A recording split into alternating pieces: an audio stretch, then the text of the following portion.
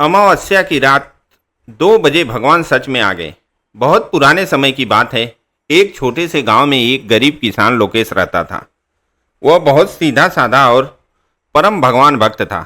उसके पास छोटी सी जमीन, 2 बैल और घर में उसकी पत्नी फूलवती थी।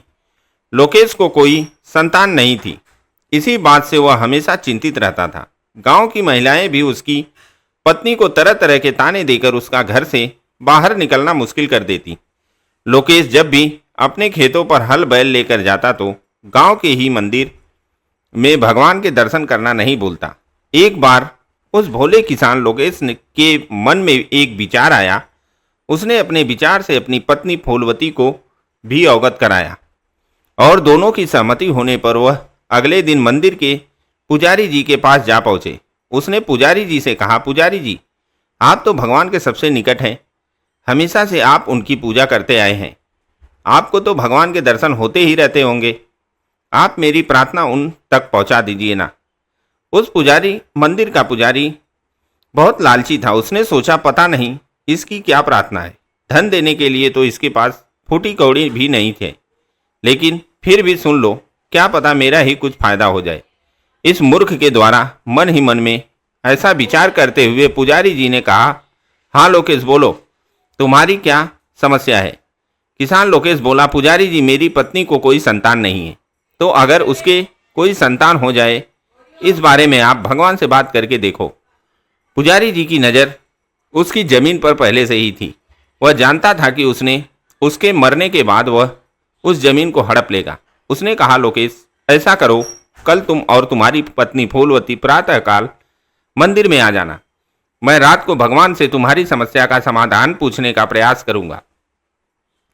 बेचारा भोला भाला किसान लोकेश बहुत खुशी खुशी घर लौट आया और सुबह होने का इंतजार करने लगा। आज की रात उन दोनों को बहुत ही लंबी लग रही थी।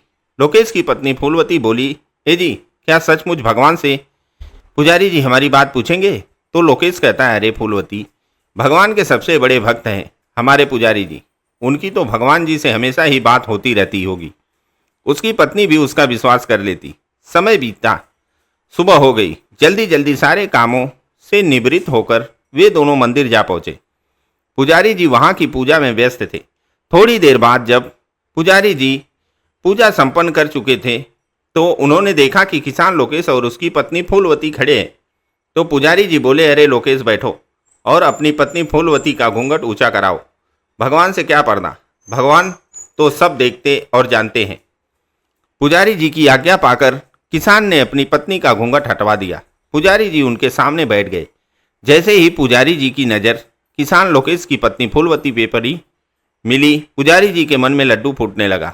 उसका ईमान डोलने लगा। वह सोचने लगा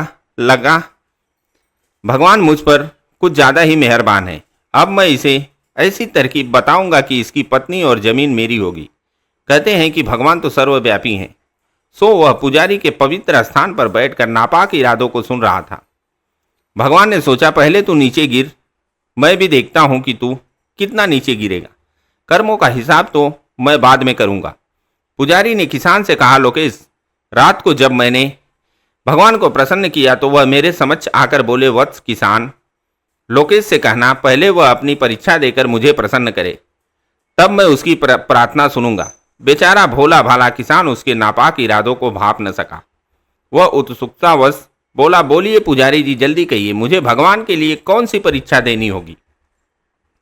पुजारी बोला, लोकेश, बहुत ही कठिन परीक्षा है, उसमें तुम्हारी जान जाने का भी खतरा है। मुझे लगता है कि तुम रहने दो, तुमसे यह सब ना हो सकेगा। वह यह सब किसान लोकेश को उकसाने के लिए कह रहा था।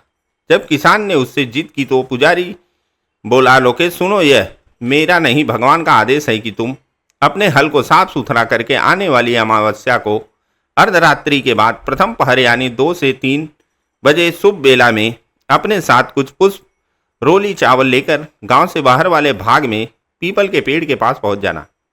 वहां उस हल को जमीन में इस प्रकार गाड़ना कि उसका लकड़ी वाला हिस्सा जमीन के अंदर और लोहे वाला हिस्सा, जिससे जमीन की मिट्टी पलट जाती है, वह ऊपर की ओर रहे। फिर उस लोहे वाले हिस्से पर रोली का तिलक लगाकर थोड़े चावल समर्पित करके उस पर पुष्प चढ़ा देना और प्रार्थना करना कि हे ईश्वर, मेरी पूजा से प्रसन्न होकर मुझे दर्शन दीजिए। फिर उस पीपल के पेड़ पर चढ़कर अपने वस्त्र उतार देना और केवल अधो वस्त्र धारण किए रहना। उसके बाद अपने पेट को जमीन की ओर करते हुए पेट के बल हल्के उस लोहे वाले हिस्से के ऊपर गिर जाना।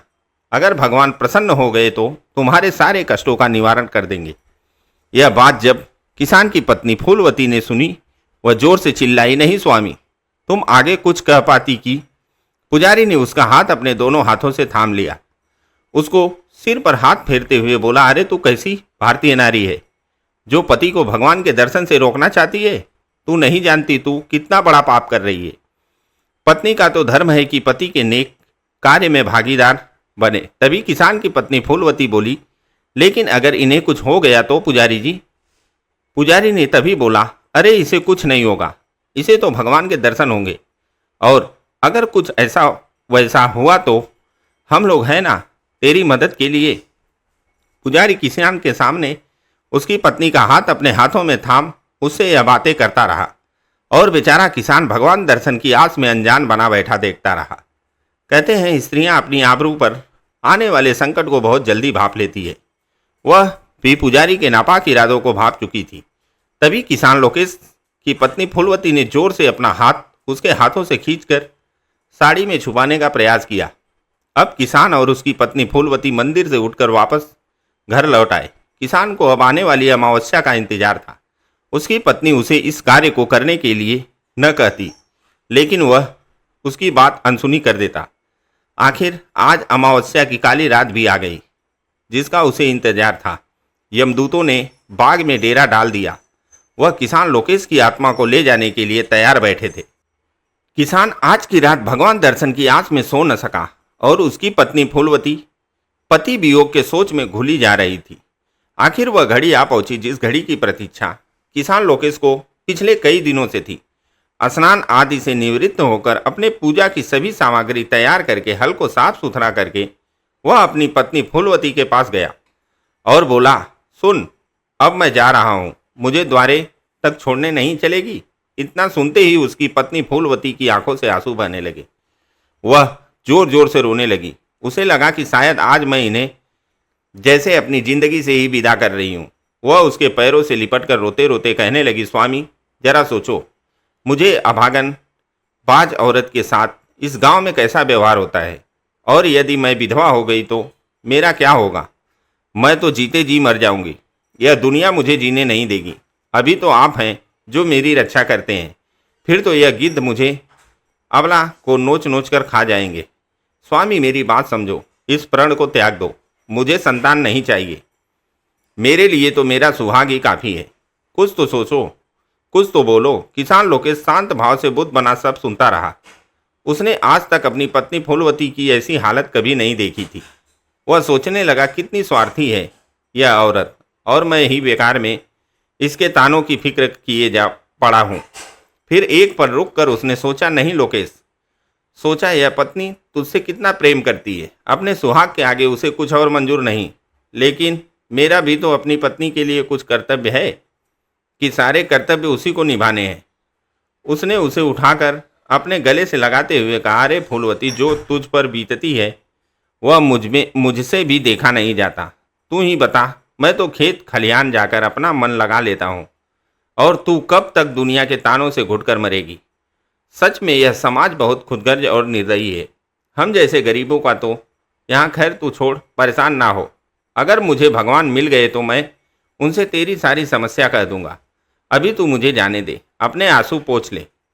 तू ही तो मेरी हिम्मत है। तेरे सिवा मुझे दुखिया का भी तो कोई नहीं है। भगवान भी हम गरीबों से ही रूठता है। अच्छा हट, अब मुझे जाने दे। भगवान मिलन की शुभ घड़ी बीती जा रही है। और ऐसा कहते हुए लोकेश घर से निकल गया। इधर उसकी पत्नी फूलवती अपने बिस्तर पर जाकर हुक भर कर रोने लगी। कुछ ही समय में लोकेश बाग में पहुंच गया। बाग में बहुत सन्नाटा था। सियारों की आवाज़ें उसे डरा रही थी। किसान को अब मन ही मन डर लगने लगा। किसान अपने घर से चलकर बाग में पहुंचता है, जहां उसे सियारों की आवाज़ सुनकर डर लगता है। अब लेकिन कहते हैं ना, जहां चाह वहां राह। किसान के मन में तो भगवान का प्रेम बसा था। वह उनके दर्शन जल्द से जल्द करना चाहता था। अतः उसने सारे कार्य वैसे ही किए जैसे उस पुजारी ने उसे समझाया था। वह पीपल के पेड़ पर चढ़ गया और भगवान का स्मरण करके अपना पेट जमीन की ओर करते हुए हल पर गिर गया। उसके मन में जरा भी घबराहट नहीं थी। भगवान दर्शन के बारे में तनिक भी संदेह न था, लेकिन तभी कुछ ऐसा हुआ जिसकी कल्पना अन्य किसी ने भी न की थी। एक दिव्य प्रकाश चारों ओर फैल गया और हल पर गिरने से पहले ही भगवान श्री हरि विष्णु ने अपने भक्त लोकेश को अपने हाथों में थाम लिया। किसान लोकेश की आंखें बंद थी। जब उसने अपनी दोनों आंखों को खोला तो वह देखकर आश्चर्यचकित रह गया। भला मेरे भगवान इतने सलोने, उनकी ऐसी छटा जिसका वर्णन करना भी असंभव है। भगवान के इस प्रकाश पुंज की उपस्थिति में वे यमदूत चले गए, क्योंकि हर अंधकार को ज्ञान और आस्था द्वारा दूर किया जाता है। भगवान श्री हरि विष्णु के रूप को लोकेश भगवान की गोद में लेटे हुए निहारता रहा। कुछ देर बाद प्रभु ने कहा, वत्स, तुम कितने भोले हो और पुजारी कितना दुष्ट। तुम उसकी बातों को भांप ना सके। अगर मैं न आता तो क्या हाल होता तुम्हारा। तुम्हें इसका जरा भी आभास न था। लोकेश प्रभु के चरणों में गिर पड़ा और बोला, भगवान, पुजारी तो आपका अनन्य भक्त है। उसने ही तो मुझे आपसे मिलने का आपका आदेश सुनाया था, और भगवान की बात तो हमेशा सच होती है। आप मेरी परीक्षा से प्रसन्न हो गए। मेरे लिए इससे ज़्यादा खुशी की और क्या बात हो सकती है। भगवान श्री हरि विष्णु बोले, वत्स, तुम केवल अपने दिल की सुनते हो, दिमाग की नहीं। किसान बोला, प्रभु, दिल में ही तो आप बसते हैं, मन तो चंचल होता है। प्रभु ने कहा, वत्स, तुम आत्मा से पवित्र और मन से निष्कपट हो। तुम्हारी पत्नी फूलवती पतिव्रता है, तो भला मैं ऐसे भक्तों को मुसीबत में अकेला कैसे छोड़ सकता हूँ। क्योंकि मुझे छल कपट जरा भी पसंद नहीं। मैं तो सभी प्राणियों में हूँ। तुम अपने को पहले मुझे समर्पित तो करो। आज भगवान ने किसान की बहुत दिनों की बात इच्छा को दर्शन देकर पूरा कर दिया। इधर किसान और प्रभु की वार्तालाप हो रही थी, उधर पुजारी के मन में कुछ और चल रहा था। किसान की पत्नी फूलवती अपने आंसू बहाते भगवान के चरणों में पड़ी प्रार्थना कर रही थी। तभी अचानक किसी ने दरवाजा खटखटाया। किसान की पत्नी का चेहरा खिले गुलाब जैसा निखर उठा। वह इसी पल के इंतजार में ही थी तो कि कब उसका पति वापस आए। वह दौड़ती हुई दरवाजे की ओर बढ़ी और दरवाजा खोलते हुए बोली, आ गए तुम। मैं तो कब से तुम्हारा इंतजार कर रही थी। आओ। सामने पुजारी को देखकर अचानक उसका चेहरा मुरझा गया। उसने ऐसी कल्पना तो कभी नहीं की थी। पुजारी बोला, अरे तूने मुझे बुलाया और हम देख आ गए। अब मैं और तू समझी ना, कहते हुए उसने किसान की पत्नी का हाथ पकड़ लिया। वह उसे बिस्तर की ओर ले जाने लगा। किसान की पत्नी जोर जोर से चिल्लाने लगी, स्वामी स्वामी, तुम आते क्यों नहीं। मुझे कौन बचाएगा इस जल्लाद से। हे भगवान, तुम ही मेरी पुकार सुनो। प्रभु, इतनी करुण पुकार सुनकर प्रभु उठ खड़े हुए और किसान से कहा, वत्स, अब तुम जल्द घर जाओ। तुम्हारी पत्नी फूलवती तुम्हारी राह देख रही है। अगर अभी तुमने जाने में देरी की तो तुम कहीं के ना रहोगे। तुम चिंता ना करना, अब तुम्हारे दिन फिरने वाले हैं। मैं अपने भक्तों को संकट में नहीं देख सकता। जाओ, जल्दी करो। कहते ही भगवान श्री हरि विष्णु अंतर ध्यान हो गए।